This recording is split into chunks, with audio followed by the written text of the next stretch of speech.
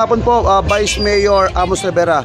Vice Mayor, kung sakasakali po kayo ay palarin maging Vice Mayor ng Angeles City, ano po ang inyong mga uunahing at nagagawing hakbang para ikabubuti ng Angeles City? Well, ang susi po kasi sa maganda pamumuno is always inclusive governance, no?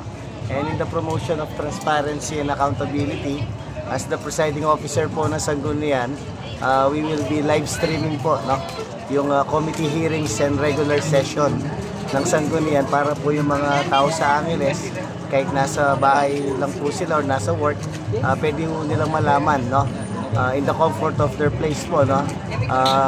Yung mga discussion sa City Council, para alam po nila kung ano po yung mga batas na pinag-uusapan, and more importantly kung saan po napupunta yung pera ng taong bayan, no? And of course yung number one pong issue ngayon, yung pong environmental fee, na ang gusto po ng Team Albayalde is matagal po yan, para po medyo makaluwag naman po sa gastusin yung mga kababayan po natin.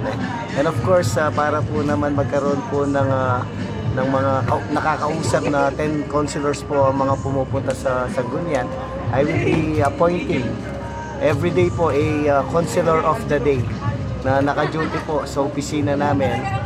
Once na may bumisita po doon, at least po may nakakausap po silang konsehal. And of course, yours truly po, no? Tayo po ay mag-uumpisa na po dyan everyday, no? Ginawa na po natin yan nung tayo po ay naging 9 years na city councilor. In the performance po ng aking duty, there is no better way para po mapakinggan po yung mga tao. Dapat po diretso po nila nakakausap yung mga elected official, no? So lahat po ng mga supporters ng Team Albayalde, 12 days na lang po, no? Ito po hindi ho namin laban lang, no?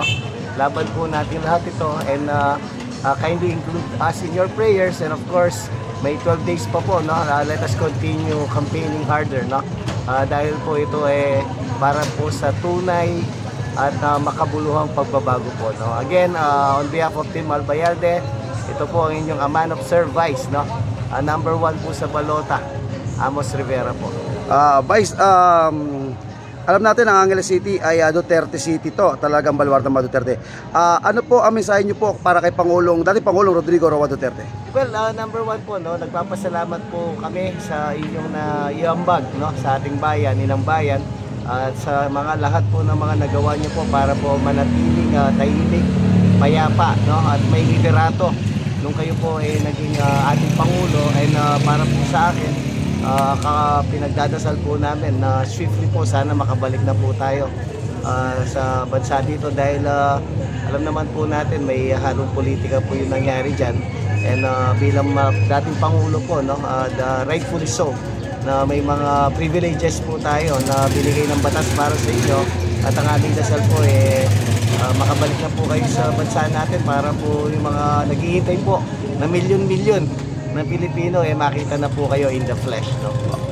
Last na lang po siguro, alam na po natin, palos pares po kayo ng prinsipyo ng transparency ni Pastor Apollo Kibuloy. Baka may mensahe po kayo kay Pastor Apollo Kibuloy. Good luck po, no, sa inyong kampanya din, sa pagtakbo niyo po bilang senator.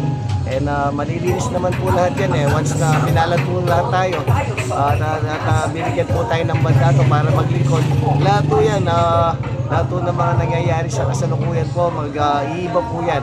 Pag po lahat ng mga na-elect po sa parating na May 12 election magtatrabaho po para po sa ikauunlad po ng ating inang bayan. Maraming salamat po, Vice. Alright, thank you, thank you.